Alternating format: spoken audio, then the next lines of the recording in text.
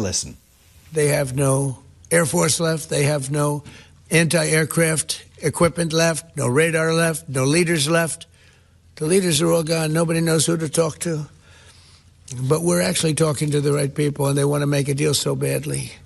Sometimes the clearest way to understand a foreign policy argument is simply to put the claims in the order they were made. Before we get into this clip, make sure you subscribe to the Public Cross-Exam if you're interested in careful, evidence-led analysis of public arguments like this. In this exchange, Simon Marks begins with the current state of play around Iran, Donald Trump, and the claim that negotiations are still somehow moving forward. He starts with Trump's pause in further strikes, then moves to the proposed peace plan, and then to the obvious problem at the center of it. The plan appears to ask Iran to surrender facilities and materials that Trump has already claimed were destroyed. That is where the conversation becomes revealing, because from that point on, the issue is no longer just what policy is being pursued. It is whether the public story being told about that policy can withstand even basic scrutiny. Let's go through it.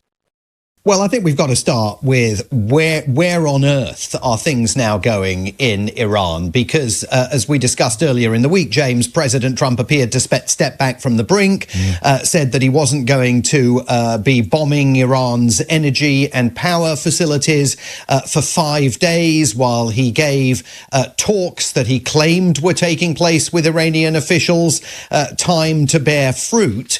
The Iranians, of course, now on an hourly basis are mocking him. I mean, insisting that there are no negotiations occurring. They, of course, could be lying, but absolutely poking fun at him by saying that President Trump is negotiating with himself. And Iran's military spokesman today saying that there are no circumstances under which anyone from the Iranian regime is going to come to terms with President Trump.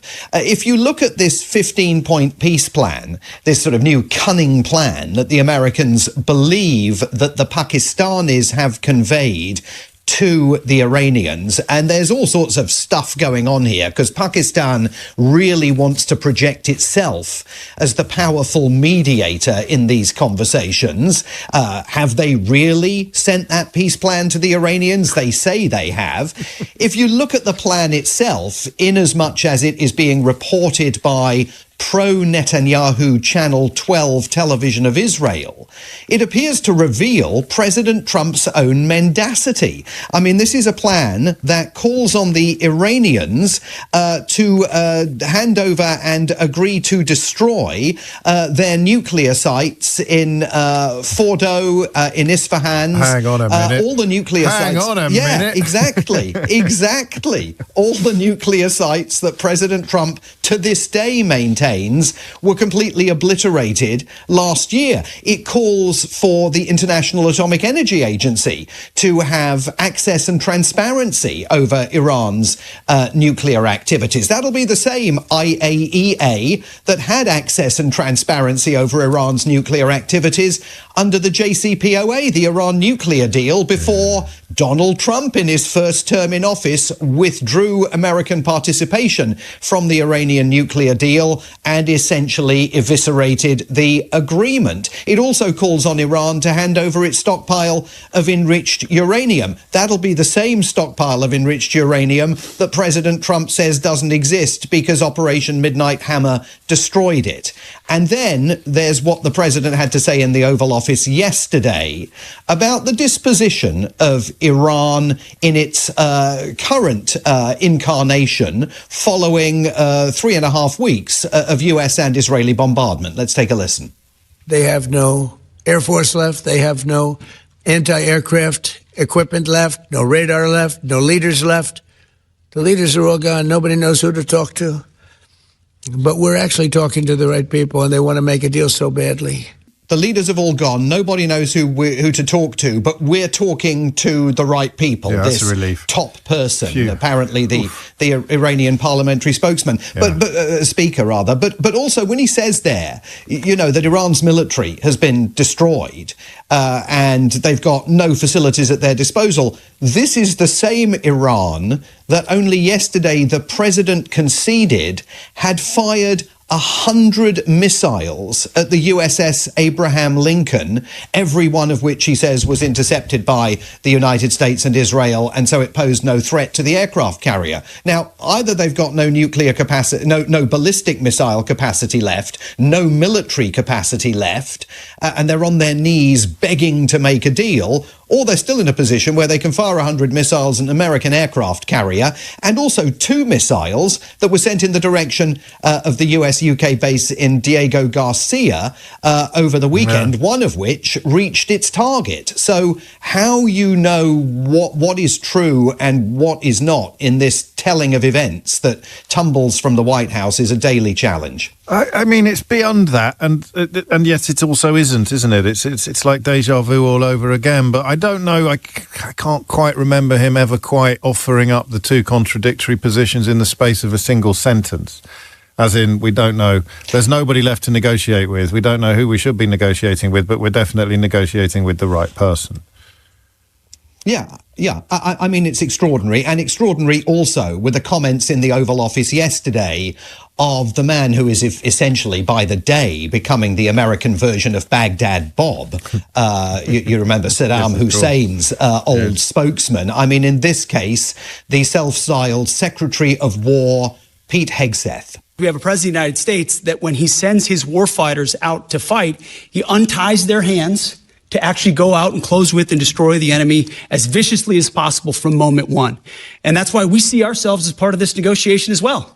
We negotiate with bombs. We negotiate with bombs, except, of course, we're not negotiating with bombs when it comes to the energy and power facilities, because the president that he so slavishly serves has decided to put a 5-day pause in all of that in order to give these negotiations in whatever state they're taking place an opportunity to advance. I do think it's also important to underscore, James, that even while the president appears to be looking for an off-ramp, he is flooding thousands of additional troops to the region, including paratroopers.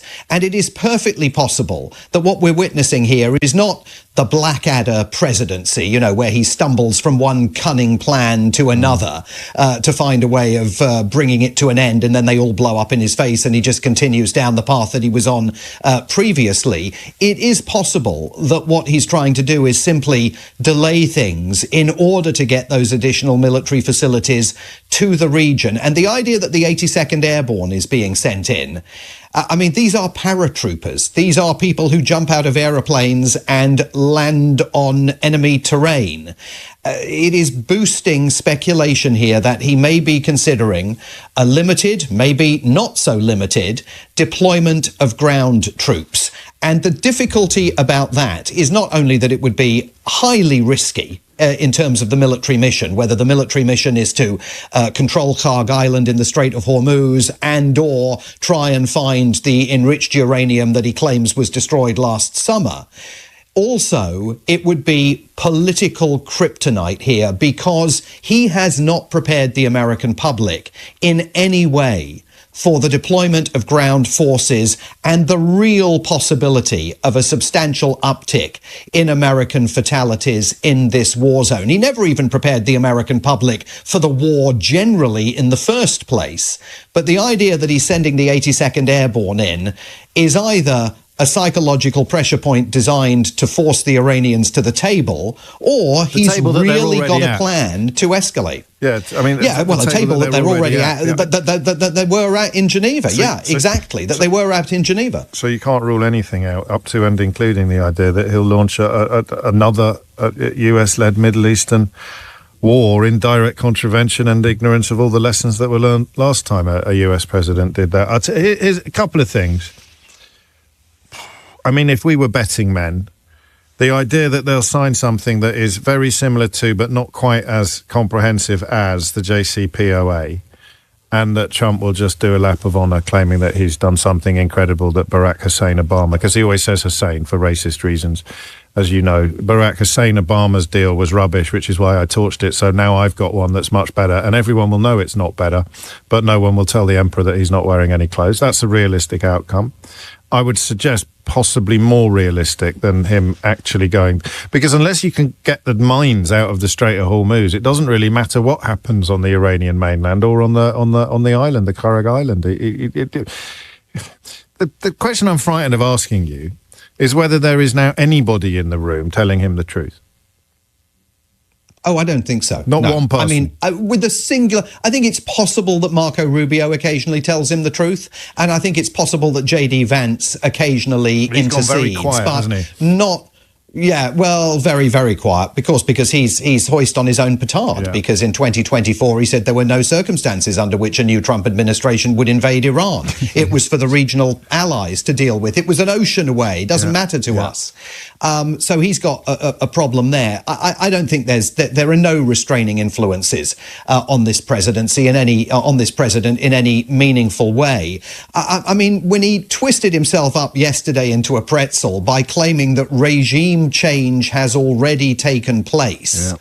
I mean, that almost appeared to be him again preparing the ground to declare mission accomplished. A new Ayatollah in charge may not end up being the son of the old Ayatollah, could end up being the Speaker of the Iranian Parliament if the Iranians were to play ball with this negotiating process.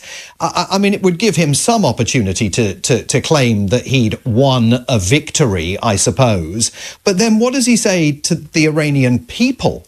I mean, to the people that he was telling in the early hours of March the 1st to rise up and prepare to take control of their own destiny.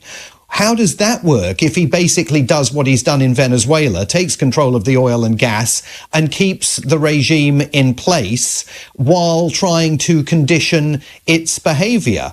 Are the Iranian people going to be expected to go along with that? It's going to become incredibly difficult. The only advantage to him of that would be that he would be able, in some fashion, to withdraw and try and start focusing on the domestic issues that he urgently needs to focus on ahead of November. Finally, the mail-in, the Florida voting scenario, which again defies analysis, really, but here we are trying. Yeah, so there was an election yesterday in Palm Beach, literally in Mar-a-Lago's constituency in the Sunshine State of Florida, and it was for a vacant seat in the Florida State Legislature, not Congress, but the Florida State House.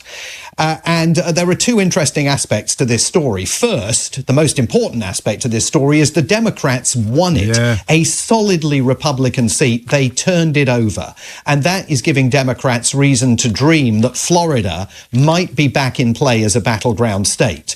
But even more tantalizingly, Donald Trump, of course, is a registered voter in Florida out of Mar-a-Lago. So he had a vote in this election and he cast his ballot. But he didn't show up in person. What? He did it by postal vote. But surely not. Postal vote. But that's the end of the world as we know it.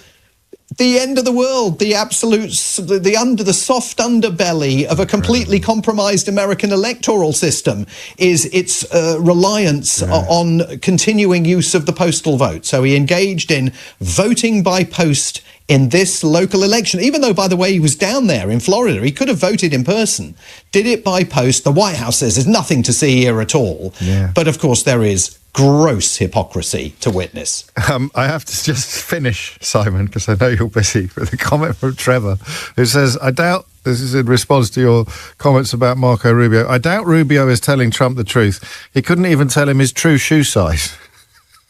Yes. What matters most in this exchange is not one missing detail. It is whether there's any stable line in the American position at all. Trump is presented as a leader who says Iran has been heavily degraded, its leadership weakened, its military capacity broken down, a country that now wants a deal badly. But here is the problem.